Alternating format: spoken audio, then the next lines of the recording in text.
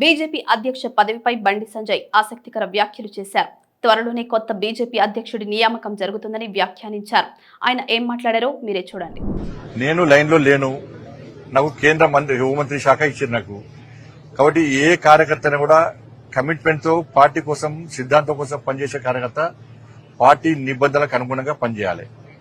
నాకు రాష్ట్ర అధ్యక్షుడు వస్తానని చెప్పి సోషల్ మీడియాలో ప్రచారం చేసుకోను. నేను ఇప్పుడు వస్తుంది అప్పుడు వస్తుంది ఇప్పుడు చెప్పుకోను. నేను రావాలని కూడా కోరుకుంటాను. నేను ఎందుకంటే కేంద్ర మంత్రిగా, హోంశాఖ సహాయ మంత్రిగా అమిత్ షా గారి నేతృత్వంలో సేవ చేసే అవకాశం నాకు వచ్చింది. గతంలో రాష్ట్ర అధ్యక్షుడిగా పనిచేసి ఇక్కడ కార్యకర్తల సత్తా ఏందో మేము నిరూపించినాం. మొన్న ఎమ్మెల్సీ ఎన్నికలు కూడా కార్యకర్తల సత్తా ఏందో నిరూపించినాం. 8 ఎమ్మెల్సీలు 8 ఎంపీలు గెలిచాం, 8 ఎమ్మెల్యేలు గెలిచాం. భారతీయ జనతా పార్టీ కార్యకర్తల సత్తా ఏందో నిరూపించినాం. కాబట్టి నేను అధ్యక్షుడిగా ఏదో నిరూపించుకున్నా. కాబట్టి నేను అందరి లెక్క ఏదో ఇప్పుడే వస్తుంది అప్పుడే వస్తుంది వచ్చింది నన్ను కలవండి అని చెప్పి చెప్పుకునే ప్రయత్నం మా పార్టీలో జరగదు. అది అటువంటి పద్ధతి మా పార్టీలో ఉండదు.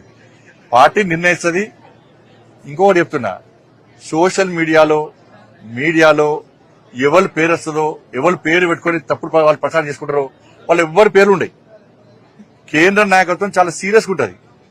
తప్పుడు ప్రచారాలు చేసుకుంటే వాళ్ళను నాకు వస్తుందని చెప్పుకుంటే తప్పవుతుంది. పార్టీ ఒక క్రమశిక్షణ పార్టీ, సిద్ధాంతం కోసం పనిచేసే పార్టీ. ఈ పార్టీని పదవిలకు అనుకో ఒక బాధ్యతకు అనుకుంటాం. జాతీయ నాయకత్వం ఏ నిర్ణయం తీసుకున్నా దానికి కట్టుబడి ఉండాల్సిన బాధ్యత, కమిట్మెంట్ తో పనిచేసేటువంటి జాతీయ భావాజాలం గల సిద్ధాంతం కోసం పనిచేసే కమిట్మెంట్ కార్యకర్తకు ఉంటుంది. ఇది గుర్తుంచుకోవాలి. అందరం కూడా కార్యకర్తలను కన్ఫ్యూజ్ చేయొద్దు, ప్రజలను కన్ఫ్యూజ్ చేయొద్దు, తప్పవుతుంది. ధన్యవాదాలు. Please subscribe to the channel and download the Politicos app from the links in the description.